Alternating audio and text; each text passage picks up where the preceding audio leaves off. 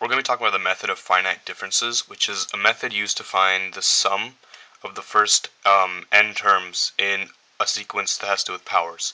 So to clarify what that means is, for example, let's take this sequence, which has powers of 0. So 1 to the 0 plus 2 to the 0 plus 3 to the 0 plus dot dot dot plus n to the 0. Now we know all those terms are just 1s, so 1 plus 1 plus 1 plus dot dot dot plus 1. And there's n of those ones. So the sum of the first n terms is just given by n. Now that's the trivial case where we have powers of 0. So what if we get a little more complicated, and instead of zeros we're going to have powers of 1. So 1 to the 1 plus 2 to the 1, 3 to the 1, n to the 1. Now if you remember from past videos or from your classes, we know that this is a Gaussian sum formula, so it's just going to be n times 1 plus n over 2. But say we didn't know how to derive that. We can use this method of finite differences to find this also kind of trivial case.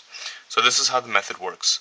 So first, we have to find the difference between each term. So let me list a few more terms to make this clear. Plus 4 to the 1 plus 5 to the 1 plus dot dot dot plus n to the 1. Okay, so what's the difference between 1 and 2? 1. 1. All these differences are just 1.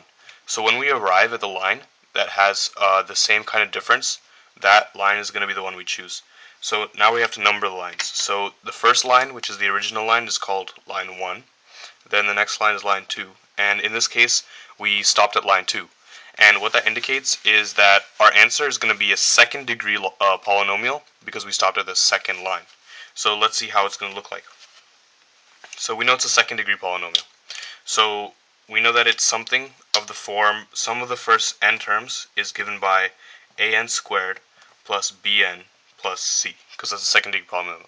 So now it's as simple as just filling in the terms. So what is the sum of the first 0 terms? Well, that's 0. And if we put 0 for n, we get c.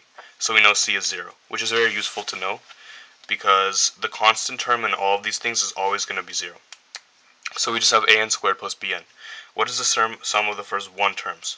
Well, that's just 1. So we put a plus b equals 1, since we put n in these equation. Now, what's the sum of the first 2 terms? Well, the sum of the first 2 terms is 1 plus 2.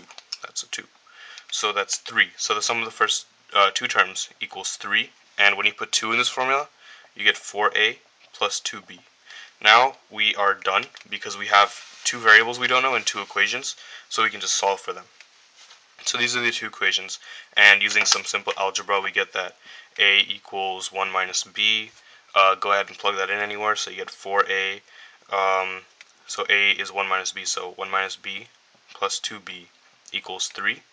And then what you're going to do is 4 minus 4b plus 2b equals 3. This 4b minus 2b becomes minus 2b, blah blah blah. 2b equals 1, b equals 1 over 2.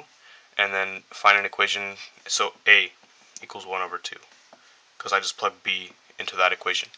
So using simple algebra, we found that a equals 1 over 2 and b equals 1 over 2.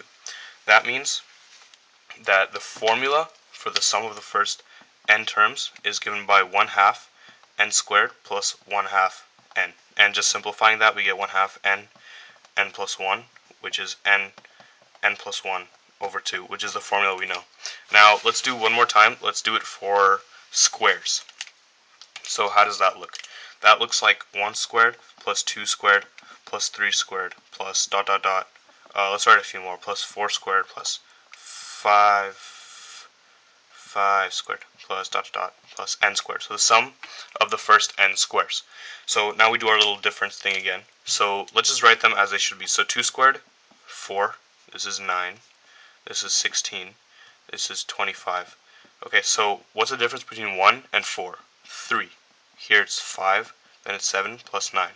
Now, these differences are not all the same, so we have to go find the differences between the differences. So now it's 2, 2, 2. So notice we've arrived at a line where everything is going to be the same. So now what we do is number the lines. So this was the first line, this was the second, this was the third.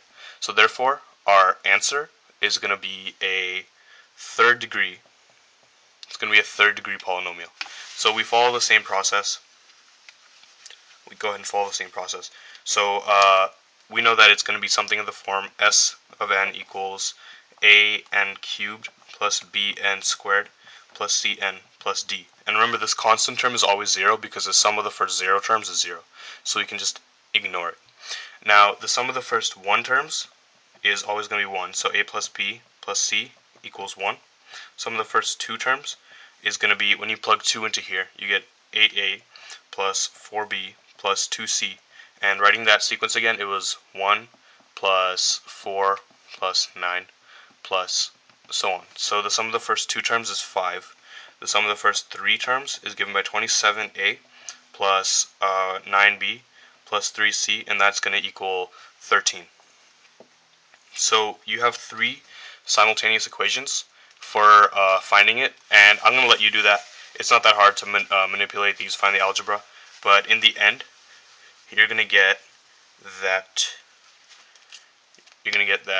the sum of the first n terms for the squares is going to be n times n plus 1 times 2n plus 1 all over 6. And that's true. Let's test it for some of the first 3 terms. So if we put 3 into here, 3 times 4 times 7 all over 6. So this 3 is going to cancel with this 6. This 3 is going to go away. This is going to be a 2. This 2 can cancel with this. 2 become a 14. And the sum of the first 3 terms we saw was in fact 14. So if you want to see me derive this formula, I'll put that in a separate video.